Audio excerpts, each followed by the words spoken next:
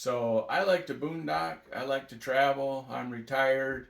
I live in northern Michigan, and I'm getting ready to take a giant trip for the winter. Retired, never done this before. Don't want to spend the winter in Michigan. Had a little 21-foot RV, traveled 13 states in that, out on the East Coast, down to Kentucky, Tennessee, Ohio, Pennsylvania, New York, Vermont, New Hampshire, Maine, Connecticut, Rhode Island. So yeah, and I love it. And I got this dog Gus now, and he is great. He loves traveling. He's such a good guy. And so me and him are getting ready to take off for the winter, and head to, I'm going to say Quartzsite, Arizona, but I don't know if that'll be how long I'll stay there or whatever. But I want to go around Arizona, and I'm chasing 70-degree temperature, let's say. I don't like it really hot, and I don't like the snow and the cold. I like to be able to get out and walk the dog and be outside. So that's the plan. And so the 13 states I already did. I never stayed in the campground because they were all closed because I did it early in the spring. And so I stayed at Harvest Host, and I had a blast. It was so nice. You could do it all on the internet. It all has a map feature in there, so you can map where you want to go and pick a place and reach out to them the night before, 2 days before, whatever, and line up where you want to go. So that's what I did, and it was a blast. So I'm not big on staying in campgrounds, and I don't really camp. I travel, so I keep moving mostly. But so for Arizona, it's going to be a little different because I want to find a place that I like and I'm comfortable. And there's free camping out there. You spend 180 bucks and stay at the long-term visitors area. They don't have any facilities. You got to be self-contained, which I will be. I am. And $180, I can stay the whole winter, and I can move around and go wherever I want, come and go. Sounds pretty good to me. So that's what I'm gearing up for. And part of gearing up is the solar generator, which I have all charged. And I want to see if I plug in this rice maker, and once I get this started, I'm going to finish telling you about this big trip I got planned. So the rice maker, and this shows me, I'm sure you can't see on here, but it does show me the draw. So the draw is at 26 because this particular brand has this spring in here, and when you put the weight in there, it actually lets it know it can turn on, and then you got to switch down here to turn it on. So, but it's already drawn at 26 because it has a warm feature. So when it's done, it does the same thing. Pops up, keeps it warm for a minute. So I'm going to give this a try. So we're going to pour in the required amount of water. And we're going to pour in the rice. Give it a stir, and I forgot a spoon, so we're going to use the... Gotta learn to improvise if you're going to boondock. And all right, so let's put the lid on that, and let's turn this on and see if it throws the solar generator. Because if it gives it too much of a load, it will shut that generator off. So it went from 24 or 26. It's now at 194. And so the battery says, yeah, no problem. I can handle that load. So we're going to make rice on that and see how it does. So while that's cooking, and the reason I'm making rice is in a boondocking situation, I've learned that even in Harvest Host, where I'm staying someplace, you want to be quiet. You don't want to be firing up a generator or, making a lot of noise. And so I don't have solar yet, and I'm working on getting that. So then I'll have solar. Maybe I can run a coffee pot or a toaster or that kind of stuff. But right now, boondocking, it's not an option unless I fire up the generator, which I don't do because I'm trying to be polite to those around me. So then you got to think about other ways. So coffee was easy. I got a propane stove in the kitchen. I bought a coffee pot, throw it on the propane, boom, done.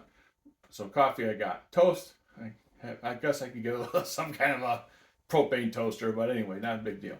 But coffee is a big deal. I got to have my coffee. And then rice, I eat a ton of rice, and I feed rice to the dog with vegetables and stuff to supplement the dog food so he doesn't have to eat the same thing all the time. Yeah, I know. I'm a little softy. So anyway, so the rice is going. So what I want to do is I upgraded RVs just a couple months ago. Only taking one trip up to northern Michigan for the Cherry Festival in Traverse City, which was fun. And I've been working on figuring out what I want to take on this trip. So looking at the weather, it's not going to be hot, but it's going to be the desert. So it'll be somewhat warm during the day, depending on the time of year I get there. 60s, 70s, pretty much through November, December, January, February, I think is pretty safe to say on average. 70s, as you get closer to March. So that sounds good to me. So I want to spend the time out there, and I want to be able to try out this long-term business area. So what can I do off grid? So can I make rice? Because I eat a lot of rice, and so I wanted to make sure I could do that. So I want to check this out. So that's part of the reason why I set this up this way. Behind me there is a book because I want to share this book's called The Milepost. Because after I do Arizona, I'm going to take off from there. I'm going to head over to California, and then I'm going to head up the coast, go through Oregon, Oregon, Washington. I got family in Seattle. I'm going to stay out in Seattle, find a place nearby to camp, and visit with my family there. And then I'm going to move on from there to Vancouver, go over through Vancouver to Dawson Creek. That's where this Alaskan Milepost comes in. It tells you what's on the Alaskan Highway. That starts in Dawson Creek, goes all the way to Anchorage, I believe. So that's the plan. That's the goal. And then once I get up there, I plan to explore Alaska along the way, obviously. And then I'm looking at something called the Alaskan Marine Highway, which is a ferry boat that you can put vehicles, RVs on, and you can leave Anchorage and it will sail all the way back to Seattle on the Inside Passage that I understand is similar to the same route that an Inside Passage cruise through Alaska would go on. So, man, that sounds like a pretty good way to cap off a trip to Alaska, Plus, I don't have to drive, gives me a break. And I checked, you can put RVs on this thing with a dog, so Gus will be okay. They let you go down. You can't stay down there with them, but they let you go down, check on them at stops or whatever intervals that they decide. I don't know what they are, but so it's doable. So, and then when I come back from there, I'm going to stay in Seattle again, visit family, and then head back home for the summer to base camp where I am now. So that's my big adventure that I have planned. And I'm super stoked about it. I upgraded motorhomes based on the fact that the other one that I did the 13 states in was a 21 footer and it was great. And I updated it and it was comfortable and all that. But had a jackknife sofa. This I replaced. And I found a pad that fit on it to take out that little lump in the center. And I was comfortable.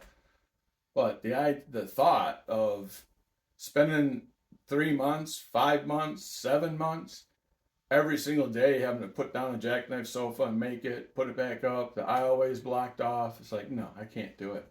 So I went out, sold that one, bought a 28 foot in the same day, which was hilarious. The same day I picked up my new 28 foot, I sold the 21 foot. So worked out great. And I'm going to, the reason I got the 28 foot, I'm rambling, I'm sorry, but coffee is a good thing. In fact, I should take a second and enjoy my coffee. Custer State Park, see.